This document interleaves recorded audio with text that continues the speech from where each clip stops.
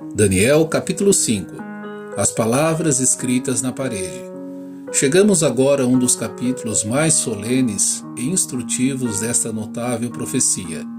A demasiada iniquidade moral do governo dos gentios é exibida na impiedade de Belsazzar, o rei, e a retidão excedente do remanescente dos judeus é exibida na fidelidade deste Daniel.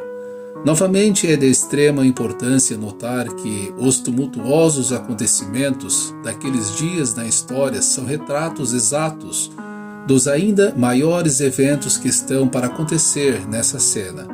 Os acontecimentos históricos dos primeiros 6 capítulos do livro de Daniel são prenúncios proféticos, isto é, o que faz o leitor admirar a obra divina na concepção do enredo de tal revelação.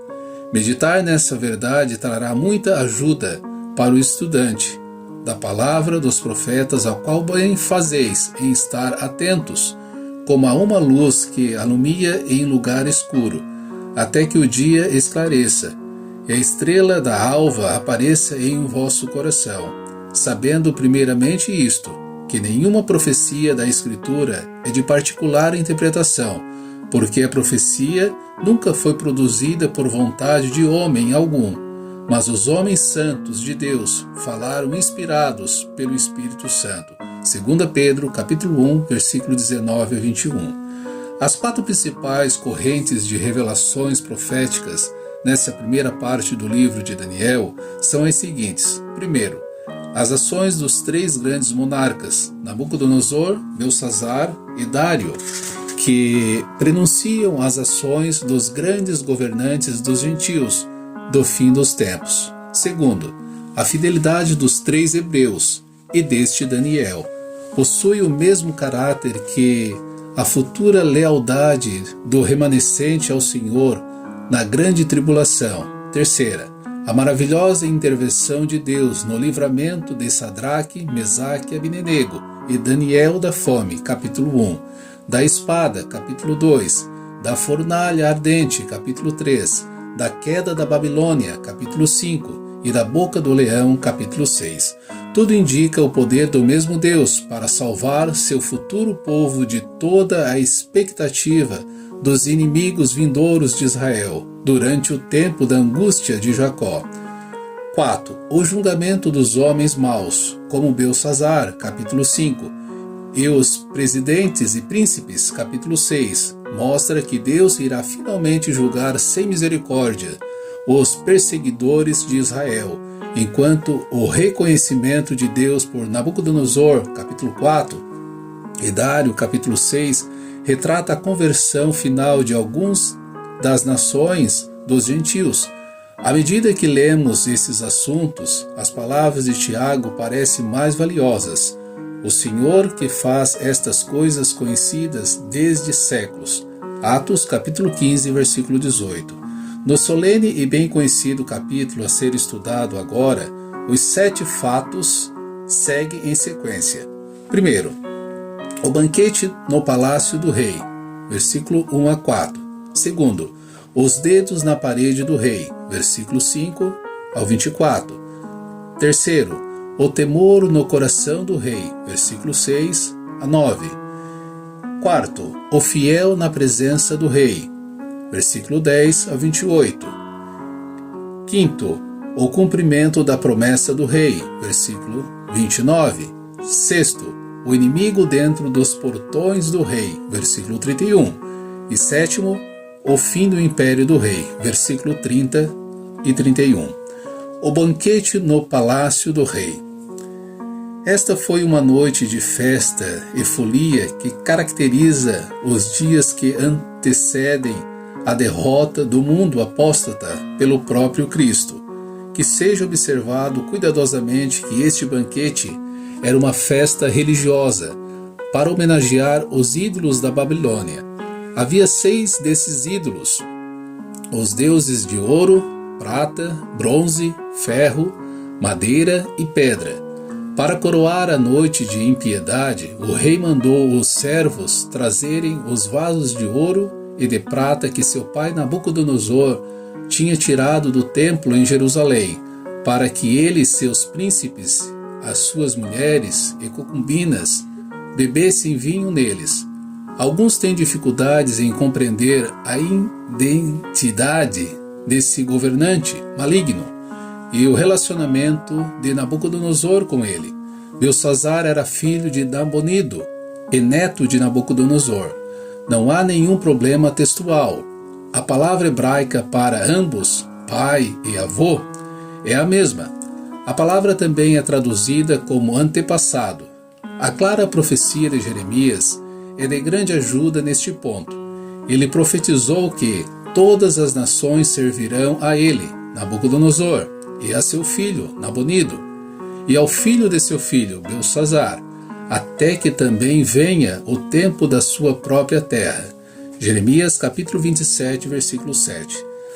Belsazar era corregente com seu pai, que estava em guerra com Ciro, enquanto essa orgia embriagada acontecia na Babilônia. Os críticos da inspiração divina no livro de Daniel têm bem procurado desacreditar a sua veracidade pela negação de Belsazar como neto de Nabucodonosor. Assim foi publicado pelos modernistas que a profecia é imprecisa. Agora está bem estabelecido que Sr. Rawlinson traduziu tábuas contendo memoriais de Nabonide trazidas de escavações das ruínas da Babilônia. Nesses interessantes achados do rei, o nome de Belcharizar aparece como filho de Nabonide e como corregente do trono da Babilônia, juntamente com ele. Nabonide é outra forma de Nabonido e Belsazar de Belsazar. Isso explica a palavra do rei a Daniel, para fazer dele o terceiro governante no reino. Seu pai foi o primeiro governante, ele foi o segundo, e portanto ele poderia promover também a terceira posição. As escrituras sagradas são sempre precisas e internamente verdadeiras.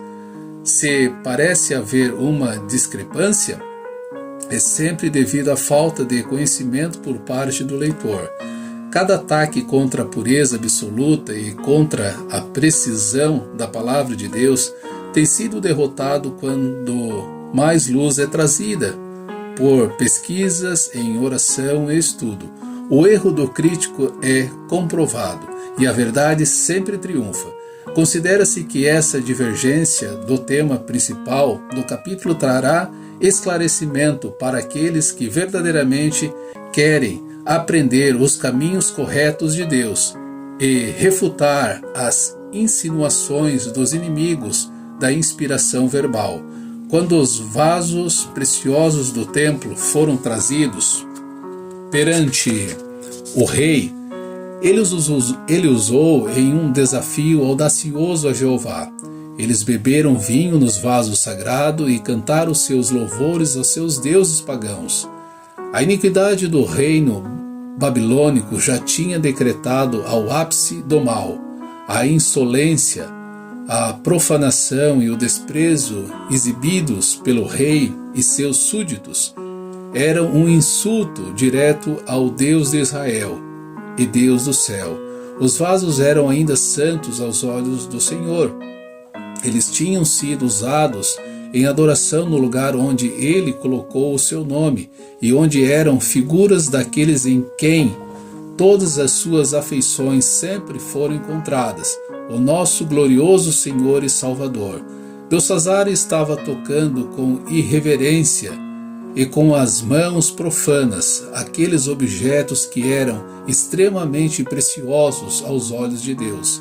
Pela sua atitude arrogante de impiedade, ele estava desafiando a interferência do céu em seus assuntos. Esta antiga Babilônia representa o grande sistema mundial de religião. A apresentação final da Babilônia é dada em linguagem solene em Apocalipse, capítulos 17 e 18, que devem ser lidos em conjunto com esta porção da palavra. O centro final da Babilônia é Roma, e Babilônia é o nome dado por Deus para a miscigenação da cristandade apóstata.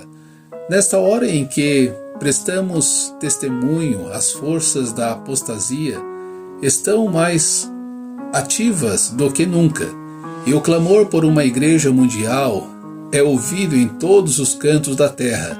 As negações de todas as principais verdades concernentes à divindade e à humanidade de nosso bendito Senhor agora estão em evidência nos mais altos círculos religiosos. Ataques são feitos ao seu poderoso sacrifício expiatório, sua gloriosa ressurreição e literal ascensão em humanidade glorificada ao céu, sua segunda vinda pela Igreja e sua vinda em manifestação pública ao Monte das Oliveiras para estabelecer seu reino profético, seu reino, melhor, prometido. O único caminho seguro para os filhos de Deus é prestar atenção na palavra solene de Apocalipse, capítulo 18, versículo 4. Sai dela, povo meu, para que não sejas participante dos seus pecados e para que não incorras nas suas pragas. O insulto a Deus pela ousadia de Belsazzar estava agora para ser julgado de forma mais solene. A luxúria e a concupiscência do momento de embriaguez e da blasfêmia foram trazidas a um fim abrupto. As palavras que foram escritas eram Mené, Mené, Tekel, Parsim. Parece que o rei foi o único cujos olhos viram a estranha visão dos dedos enquanto escreviam as palavras misteriosas. Assim como seu avô apenas tinha visto o visitante angelical na fornalha ardente, no banquete, Deus mostrou a este homem sua mão como um símbolo do juízo vindouro. Na fornalha de fogo, Deus mostrou ao antepassado de Belsazzar seu poder e graça para salvar. A confissão de Janes e Jambres pode muito bem ser escrita sobre esse espetáculo sem precedente, isto é, o dedo de Deus. Davi ficou maravilhado com o dedo de Deus na criação, revelando o seu poder. Salmo 8:3. Moisés foi testemunha do dedo de Deus que escreveu a lei, mostrando o caráter reto e as demandas do Criador. Homens na terra viram o dedo de Deus em graça, nos milagres e nos caminhos do Senhor Jesus. Lucas capítulo 11, versículo 20. Mas aqui, neste capítulo sobre a intervenção de Deus nos caminhos maus de homens pecadores, somos levados a ver o dedo de Deus em julgamento. Pecadores ainda vão ver neste mundo o dedo de Deus em punição. E para sempre na eternidade, sua mão vai escrever ira sobre todos os que rejeitam a provisão feita pela obra do Filho no Calvário. A mesma mão que escreveu sobre o emplastro em frente ao castiçal na sala do banquete de Belsazzar está escrevendo novamente sobre as condições do mundo, a apostasia religiosa e a era dos amantes dos prazeres. Os dias de graça presentes estão contados e a longanimidade do Senhor está prestes a expirar. Até mesmo os homens em lugares altos têm usado recentemente a expressão: a palavra está sobre a parede. As nuvens prestes a explodir em fúria sobre um cenário sem Cristo estão agora mesmo lançando suas sombras sinistras. Que nós, que esperamos pelo nosso Senhor do céu, procuremos andar em separação e santidade, em meio à crescente corrupção e desvio dos caminhos de Cristo. O semblante do rei mudou. De repente, os maus pensamentos se transformaram em pensamentos atribulados e ele começou a tremer. Todas as festividades foram interrompidas. Quando os convidados viram a palidez do rei e o temor que tomou conta dele, A alegria e as canções dos amantes dos prazeres desvaneceram, enquanto cada um deles olhava com espanto em direção às palavras que agora apareciam na parede. O rei clamou em alta voz para trazerem os encantadores, os caldeus e os adivinhadores, e oferecendo grandes recompensas, esperava o esclarecimento a respeito das palavras. Mas os homens da Babilônia eram incapazes de ler a caligrafia de Deus. Aqui aprendemos a lição que o líder religioso, com mais bem instruído que seja, é impotente para compreender a palavra escrita. Sem o Espírito Divino habitando no homem e ensinando, as Escrituras permanecem desconhecidas. Ora, o homem natural não compreende as coisas do Espírito de Deus, porque lhe parecem loucura, e não pode entendê-las, porque elas se discernem espiritualmente. 1 Coríntios capítulo 2, versículo 14. O rei ficou ainda mais perturbado com a impotência de seus homens sábios para desvendar o segredo da mensagem que ainda brilhava nas letras ardentes na parede. Os sábios ficaram surpresos e os 1000 cortesãos em pânico. O que poderia ser feito? Deus estava prestes a mostrar sua mão na interpretação das palavras, pois era o seu propósito que fosse explicado ao rei a verdade. Tal ministério só poderia ser feito através de um instrumento divinamente preparado. Nenhum mago ou adivinho deve lidar com a sagrada interpretação das palavras escritas.